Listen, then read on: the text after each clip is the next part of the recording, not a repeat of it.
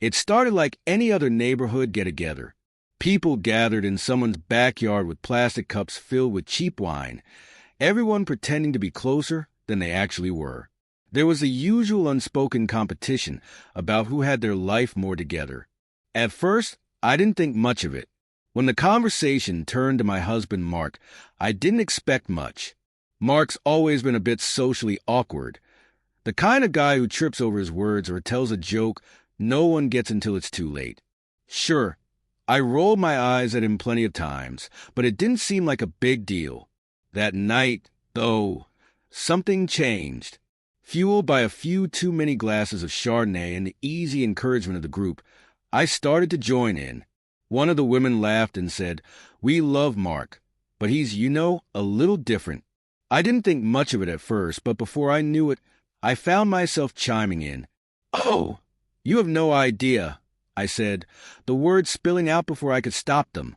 "You should see him try to fix things around the house. It's like watching a YouTube tutorial in reverse. Everything just ends up worse."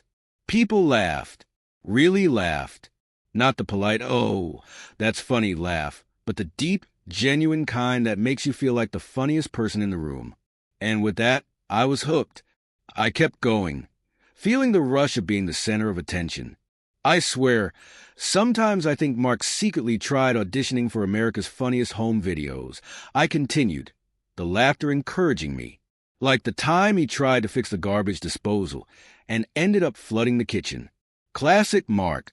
By then, everyone was in on it. The men slapped their knees, and the women nodded knowingly. I glanced at Mark across the patio. He was standing by the grill, flipping burgers, his face a careful mask of indifference. That should have been my clue to stop, but the laughter felt too good. I pushed on, and "Don't even get me started on his sense of direction," I said, grinning. Mark could get lost in his own driveway. He's got this app now that's supposed to help, but half the time he argues with it like, "No, I know a better way." Spoiler alert, he doesn't. Another round of laughter rippled through the group, and even Karen, the woman who's always looked down on me since we moved in, was wiping away tears. For the first time, I felt like I was winning, but then something changed. Mark put down the spatula. At first, I thought he was just stepping away to grab something, but then he walked toward us, his shoulders stiff, his jaw tight. The laughter died immediately. Everyone went silent. Mark didn't stop until he was standing right in front of me. His voice was calm and measured, but there was an edge to it I'd never heard before. "Funny stuff, huh?" he said, his eyes locking onto mine. "You know what's really funny? Spending 15 years trying to make someone happy, only to find out you're the punchline at a backyard barbecue." The silence that followed was deafening. I tried to laugh it off, brushing it aside as a joke. "Oh, come on, Mark. We're just joking around," I said, but his eyes didn't soften. He didn't laugh. "Well, here's a joke for you, Claire," he said, his words sharp. "It's over for good. You can tell your little audience here how funny that is." It felt like the ground had been pulled out from under me. My face burned. My mouth went dry, and I could barely get any words out. "What?" I stammered, my heart racing, but he didn't wait for me to answer. He turned on his heel, grabbed his jacket, and walked out to the side gate without a single glance back. The party ended faster than you could say. Awkward silence. People mumbled excuses, avoided making eye contact, and scattered like cockroaches when the lights come on. By the time I'd half-heartedly cleaned up the mess, my phone was buzzing with texts. Most of them were variations of "Are you okay?" or "Wow." That was intense, but there was nothing from Mark. That's when it hit me. He wasn't coming back. I sat on the edge of the couch, staring at my hands, replaying the whole night in my head. The laughs, the jokes, the look on his face when he said those words. I hadn't realized how deep the knife went until he finally had enough, and now I had no idea what to do next. I woke up the next morning on the couch, my neck stiff, my head pounding, even though I hadn't had enough wine to blame it on a hangover. The house was eerily quiet. The first thing I noticed was that Mark's keys weren't on the hook by the door. That hook had always been his one consistent ritual. He'd come home, hang up his keys, and say, "Made it through another one, but not today." The second thing I noticed was a note, a single piece of paper, folded neatly and tucked under the remote. I picked it up, already dreading what it might say. It was from Mark. "Claire, I'll pick up the rest of my things when I figure out where I'm going. Please don't call me. I need space. You've made your feelings clear. Mark." The word stung more than I expected. It felt like being slapped twice. Once for the note itself, and again for realizing that he had actually left. I thought about calling him, but then my pride kicked in. He was overreacting. I told myself. It was just jokes. People tease their spouses all the time, right? That's what I kept telling myself as I put on a pot of coffee and stared out the window, trying to convince myself that I wasn't the villain in this story. But the truth kept gnawing at me. I could still see his face, hear the way his voice cracked when he said 15 years. I didn't know what hurt more, him walking out or that I hadn't seen it coming. By mid-morning, the text started again. Karen, ever the nosy neighbor, was first. "Hey, just checking in. That was something last night. Hope you're okay." Then Jennifer, another neighbor, chimed in. "Claire, I feel awful. Do you want to talk? Maybe grab lunch." Even Karen's husband, Dale, messaged, "Mark's a good guy. Hope you two work things out. Let me know if I can help." They all meant well, I suppose, but each message felt like a little spotlight on my failure. It only got worse when Karen texted again, this time with a photo attached. Mark's absence hit me harder than I ever expected. It wasn't just his physical presence that I missed. It was the fact that I realized something was deeply wrong between us. I had been staring at a picture that a friend, Karen, sent me from a coffee shop. She had seen Mark sitting alone, calm and resigned, and thought I might want to talk to him.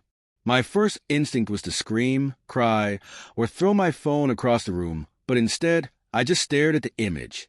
Mark looked like someone who had already made up his mind about something. By lunchtime, I was pacing the living room, trying to make sense of how things had gotten so bad between us.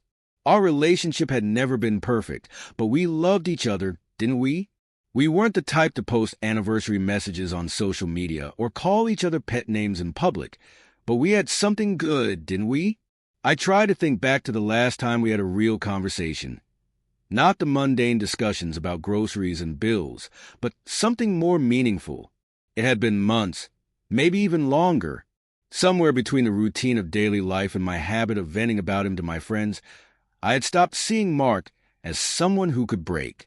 But now, it seemed like I had reached his breaking point. In the afternoon, I called Mark, but he didn't answer. I waited a while before texting him, "I'm sorry. Can we please talk?" I waited again, but there was no reply. After an hour, I sent another message. "I'm not okay. I need to hear from you." Still no response. By 4 p.m., the coffee pot was empty and my nerves were on edge. I found myself Googling things like what to do when your husband leaves and how to fix a marriage after screwing up. I stumbled upon a forum for women going through separations, and most of the posts mirrored my own confusion and heartbreak. But one comment stood out. "You can't fix it if they don't want to be fixed, but you can show them you're willing to try." So I tried. The first thing I did was drive to the coffee shop where Karen had seen Mark. I didn't really have a plan. I just thought that maybe seeing him in person might help, that I could say something that would make him come back. But when I got there, he was already gone. The barista said he had left about an hour ago and hadn't left any contact details. My next stop was to visit Mark's brother, Tom. Tom had always been the mediator in the family. If anyone could talk sense into Mark, it was him. But when I arrived at Tom's house, he didn't know where Mark was either. "What the hell happened, Claire?" Tom asked, his arms crossed as he leaned against the doorframe. "It was a stupid fight," I said, my voice cracking. Not even a fight, just teasing him like I always do. I didn't think it would hurt him. Tom didn't laugh. "You're not everyone, Claire. You're his wife." That night, I sat in our bedroom, surrounded by reminders of him. The pillow on his side of the bed, his clothes in the closet, the half-empty bottle of his cologne on the dresser. The house felt off balance, like it was holding its breath, waiting for him to come home. I kept thinking about the note he had left me. His words, "You've made your feelings clear," echoed in my mind like a bad song stuck on repeat. Had I really made him feel that way? By the time I finally fell asleep, I wasn't angry anymore, just scared. Deep down, I knew that this wasn't something that could be fixed with an apology or a romantic gesture. I had broken something, and I didn't know how to repair it. The next morning, I knew I had to face the truth. Mark wasn't coming back unless I gave him a reason to. I couldn't just sit around hoping he would change his mind. So, I swallowed my pride and drove to his office, rehearsing what I would say the entire way there. But when I arrived, his assistant told me he hadn't been in all week. That's when it hit me. He wasn't just taking a break from me. He was stepping away from his whole life. A few days later, I received a letter from Mark. It wasn't a text or an email. It was an actual letter. The words in that letter crushed me. He wrote that he had been staying with a friend, thinking things through. He told me he kept going back to that night, and it wasn't just about the jokes. It was a realization that I had stopped seeing him as my partner a long time ago. He didn't know when it had happened, but he knew it had. "I can't be the guy you laugh at to feel better about yourself," he wrote. "I deserve more than that, and honestly, so do you. I've decided to file for divorce. It's not an easy decision, but it feels like the right one. I hope we can handle this respectfully. Take care. Mark." The finality of his decision crushed me. My first instinct was to argue, beg, or fight, but deep down, I knew he was right. I had spent so much time nitpicking his flaws and venting about him to other people that I had forgotten what it meant to love someone fully, flaws and all. That night, I sat in the empty house and allowed myself to feel everything: regret, shame, sadness. I wanted to hate him for giving up on us, but I couldn't, because if I was being honest, I had given up first. The divorce was quick and quiet. We didn't have children or many assets to divide, so there wasn't much to fight over. Mark moved into a small apartment a few towns over, and I stayed in the house. Eventually, people in the neighborhood stopped bringing it up, and life moved on, as it always does. But sometimes, I would see Mark at the grocery store or driving in his car. He always looked content. Not happy exactly, but peaceful, and it hurt to know that he had found peace without me. It's been a year now, and I'm still trying to figure things out. I've been in therapy, unpacking what went wrong and how I let myself become someone who took the person who loved me most for granted. The truth is, Mark leaving was a wake-up call I didn't know I needed. It made me question everything: how I see myself, how I treat the people I care about, and what I really want in a relationship. Do I miss him every day? Yes, but I also know he did the right thing. Because sometimes, the only way to save yourself is to walk away from someone who's already let you go.